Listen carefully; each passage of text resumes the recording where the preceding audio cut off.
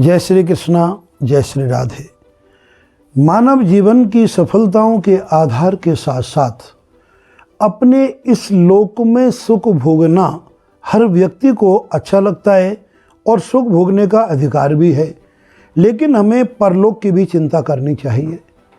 उस परलोक में जाने के लिए यद्यपि साधनाओं के अनेक प्रकार हैं, लेकिन कुछ मानव जीवन में गलतियां इस प्रकार की होती हैं कि हमारे अमूल्य पुण्य को, जो हमने अथक मेहनत से कमाया हो पुण्य होता है, वो व्यर्थ में गंवा देते हैं। उन्हें पता ही नहीं होता कि हमें इस मूल्य का, यानी इस हमारे अमूल्य पुण्य का और फल कहाँ कब नष्ट हो गया। जिस अक्षय पुण्यों को हम कमाने में इतने प्रयत्नशील रहते हैं, ये बहुत सी वीडियो हम आपको जारी कर रहे हैं और आगे भी करते रहेंगे, लेकिन उस पुण्य को संभाल के रखने की एक हमारे पास कला होनी चाहिए। और ये पुण्य हमारा कैसे छीण होता है। यद्यपि पुण्य को कोई चोर चुरा नहीं सकता, इसमें सरकार कोई टैक्स नहीं लगा सकती, ये सर्वविदित है, पुण्य अपना होता है। लेकिन अपनी कुछ छोटी सी गलती के कारण आदमी अपने पुण्य से भी हाथ धो बैठता है, और वो हमारे जीवन में, हमारे परिवार में, हमारे समाज में एक बहुत खराब बुराई है। वो बुराई क्या है कि हम व्यर्थ में लोगों की बुराई करते रहते हैं। ध्यान रहे, बुराई करने से आपके पुण्य क्षीण होते हैं और पाप आप पर लागू हो जाता है।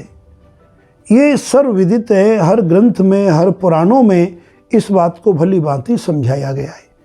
लेकिन इतना मैं कह दिया कि बुराई करने से आपके पुण्य नष्ट होते हैं और पाप बढ़ता है, ये उतनी आसानी से आपके समझ में नहीं आएगा।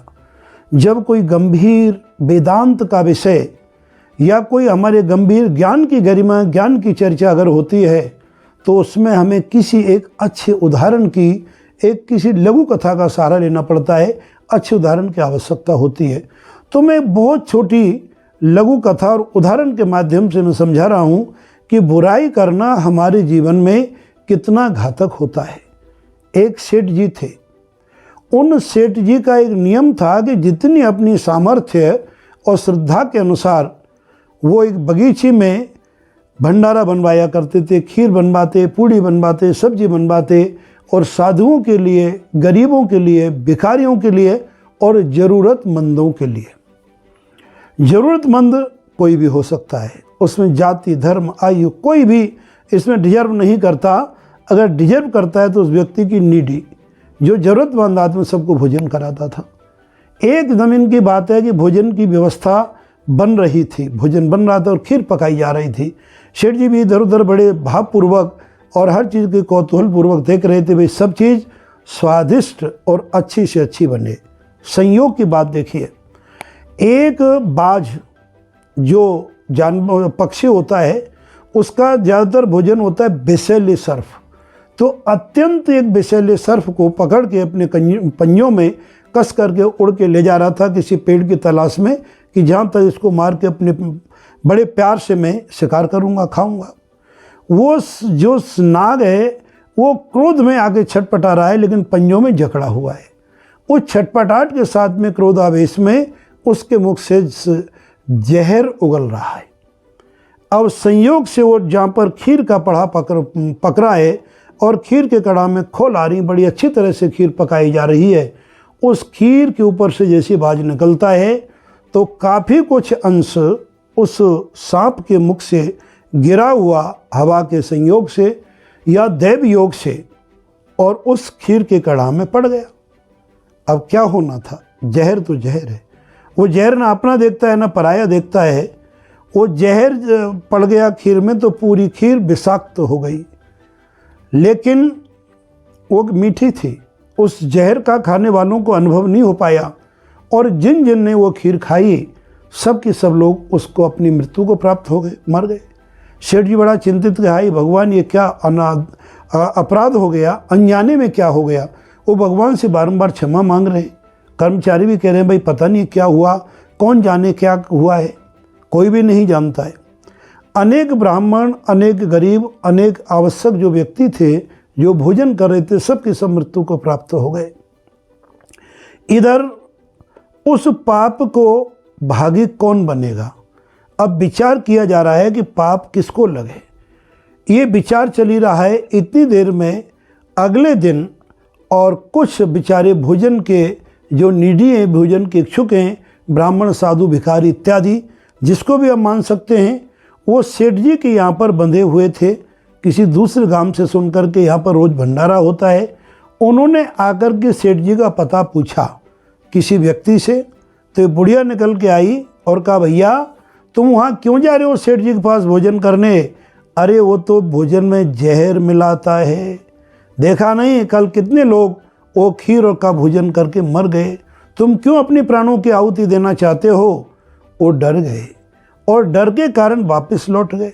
इधर हमारा चर्चा का विषय चल रहा है कि उस पाप का भागी कौन होगा। अब देखो विचार करो, इसमें सबसे पहले अगर हलवाई को या भोजन पकाने वालों को देखते हैं, वो अनजान था, उसने तो सावधानी पूर्वक भोजन पकाया, उसका कर्तव्य है, और उसने जानकर के जहर मिलाया नहीं, इसलिए यमराज जी ने उसे निर्दोष घोषित कर दिया।